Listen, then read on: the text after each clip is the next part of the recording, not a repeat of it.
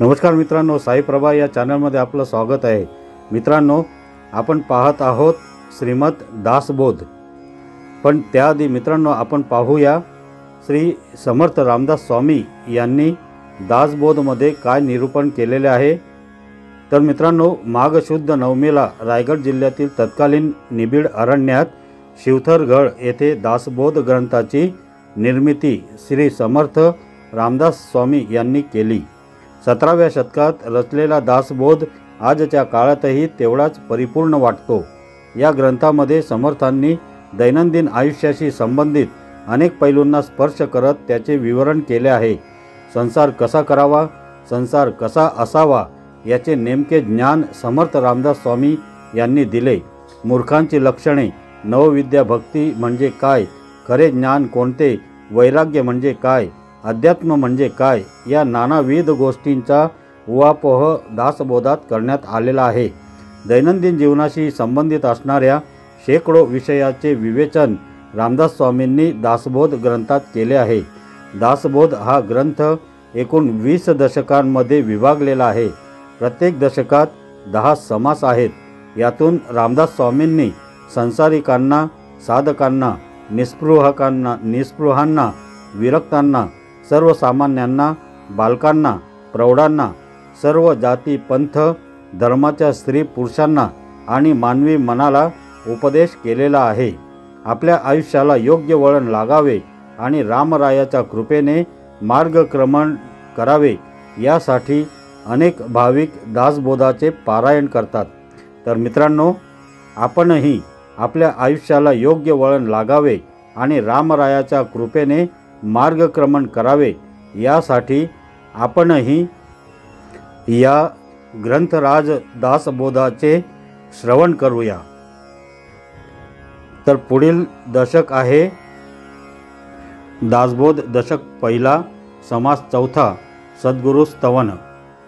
मला सद्गुरूंचे स्तवन करावे अशी इच्छा तर आहे, पण ज्यांच्या पर्यंत माया पोहोचू शकत नाही अशा त्या स्वरूपाचे आकलन माझ्यासारख्या अज्ञानी जीवास कसे होणार।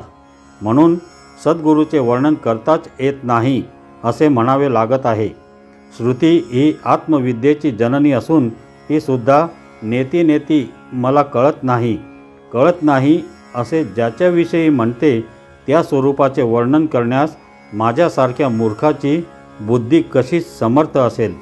तुमचे वर्णन कसे करावे हेच मला कळत नसल्याने मी तुम्हाला दुरूनच नमस्कार करून प्रार्थना करतो की हे गुरुदेवा, मला पैलतीरास न्या। मायेच्या आधारे तुमचे स्तवन करता येईल अशी अयोग्य आशा मी मनाशी बाळगली होती, पण माया आपणास स्पर्शच करू शकत नसल्याने आता मायेचा आधारही नाहीसा झाला आहे। म्हणून हे सद्गुरू स्वामी, तुम्ही असाल तसे असा एवढेच मी म्हणतो। मायेच्या सहाय्याने आपले स्तवन करावे अशी इच्छा माझ्या मनात होती, पण मायाचं लाजून बाजूस सरल्यावर मी तरी काय करू। मुख्य परमात्मा इंद्रिय गोचर नसल्याने तो हाती गवसत नाही, म्हणून त्याची प्रतिमा करून तिचा आधार घ्यावा लागतो।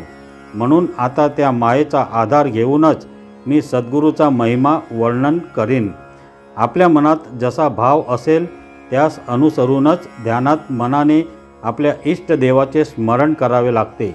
तशी माझ्या मनात जशी सद्गुरूची मूर्ती स्थिरावली आहे तशीच ती आठवून त्या सद्गुरूचे मी स्तवन करतो। हे सद्गुरू राजा, तुझा जय जयकार असो। तूच सर्व विश्वास व्यापले आहेस, तूच विश्वाचे मूळ कारण आहेस व तूच परमपुरुष आहेस। तसेच मोक्ष देणारा व दिनांचा बंधू तूच आहेस। जसा सूर्यप्रकाशाने अंधार पळून जातो तशी तुझी कृपा झाली की अनावर अशी मायाही ओसरू लागते। सूर्याच्या योगे अंधकार नाहीसा झाला तरी रात्र झाली की परत काळोखाने ब्रह्मांड भरून जाते। पण सद्गुरू स्वामी राज तसे नाहीत, ते अज्ञानाचा समूळ नाश करतात व त्यामुळे परत जन्म मरणाच्या फेऱ्यात सापडावे लागत नाही। परिसस्पर्शाने लोखंडाचे एकदा सोने झाले की ते परत लोखंड कधीच होत नाही, त्याप्रमाणे गुरूंनी आपल्या दासाचे अज्ञान एकदा समूळ नष्ट केले की तो परत कधीही संशयात पडत नाही किंवा नदी एकदा गंगेस मिळाली की त्यासरशी ती गंगाच बनते. मग कितीही प्रयत्न केले तरी ती कधीही वेगळी केली जाऊ शकतच नाही. एखाद्या ओहोळाला नदीला मिळण्यापूर्वी जग लहान ओढाच म्हणते, पण नदीला मिळाल्यावर तो नदी होतो.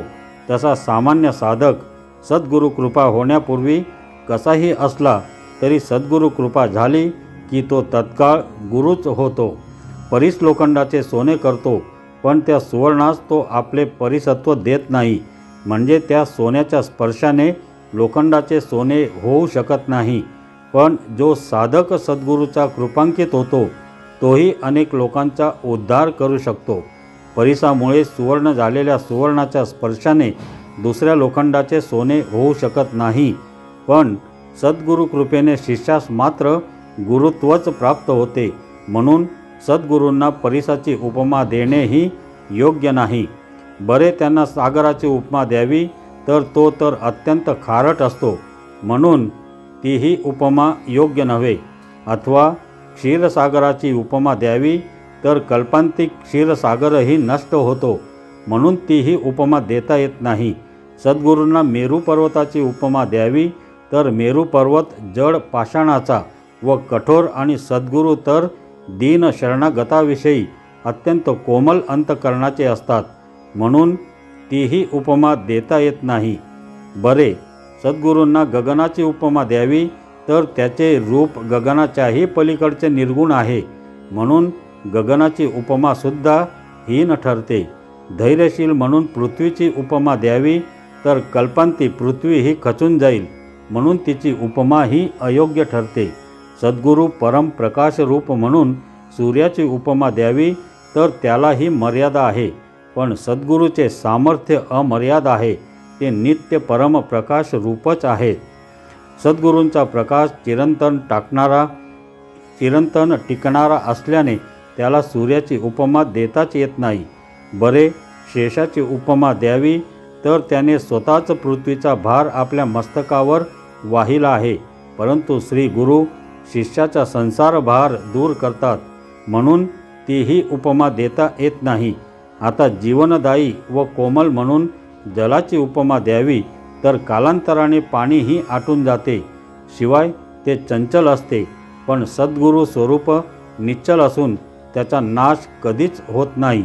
त्यांना अमृताची उपमा द्यावी तर सदैव अमृत पान करणारे देवही मृत्यूच्या कचाट्यातून सुटत नाहीत. पण एकदा सद्गुरूची कृपा झाली की शिष्य मात्र अमर होतो, म्हणून ही उपमाही देता येत नाही. सद्गुरूला कल्पतरूची उपमाही देता येत नाही, कारण तो जे मागावे तेवढेच व तेही कल्पनेतील पदार्थच देतो. पण सद्गुरू कल्पनेच्या पलीकडील मोक्ष देतात. मग कल्पतरूचा अंगीकार कोण करील बरे? सद्गुरूंना चिंतामणीची उपमाही देता येत नाही, कारण ते शिष्याच्या मनात कुठलीही चिंताच उरू देत नाहीत. त्यांच्या कृपेने शिष्य निष्काम झालेला असतो. मग निष्काम झालेल्या पुरुषास कामधेनूची प्रसन्नता वा पान्हा यांची आवश्यकताच उरत नाही. म्हणून चिंतामणी वा कामधेनू यांच्याही उपमा सद्गुरूंना देता येत नाहीत.